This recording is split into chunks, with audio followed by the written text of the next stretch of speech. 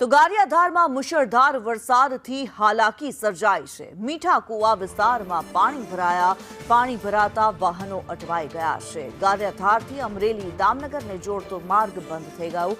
ભારે વરસાદથી પરવડી ગામમાં કેડસમા પાણી ભરાયા। ધસમસતા પ્રવાહમાં એક કાર તણાઈ, જો કે કોઈ જાનહાનિ નથી થઈ। તો દ્રશ્યો જ કહી રહ્યા છે કે કેટલો વરસાદ ખાબકી પડ્યો છે। ધસમસતા આ પ્રવાહ જોવા મળી રહ્યા છે। ગારિયાધારના દ્રશ્યો ભાવનગરની અંદર અનરાધાર વરસાદ વરસ્યો। સાંબેલાધાર વરસેલા વરસાદની અંદર જ્યાં જુઓ ત્યાં બસ પાણી જ પાણી જોવા મળી રહ્યું છે। જળબંબાકારની સ્થિતિ સર્જાઈ છે।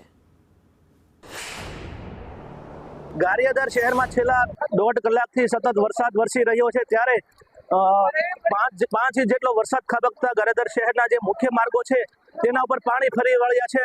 બધા જે માર્ગો છે તેમાં કેડસમા પાણી ભરાઈ રહ્યા છે।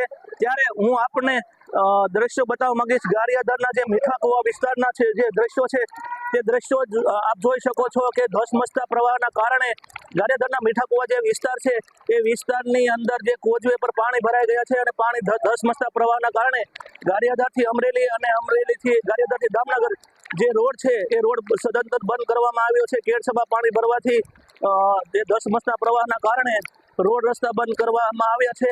સતત અવિરત વરસાદ વરસતા લોકોને અને રાહદારીઓને ભારે મુશ્કેલી વર્તાઈ રહી છે। અમુક રોડ રસ્તાઓ બંધ થયા છે, રાહદારીઓ ભારે મુશ્કેલીમાં પડી રહ્યા છે। હસમુખ સાચાણી, સંદેશ।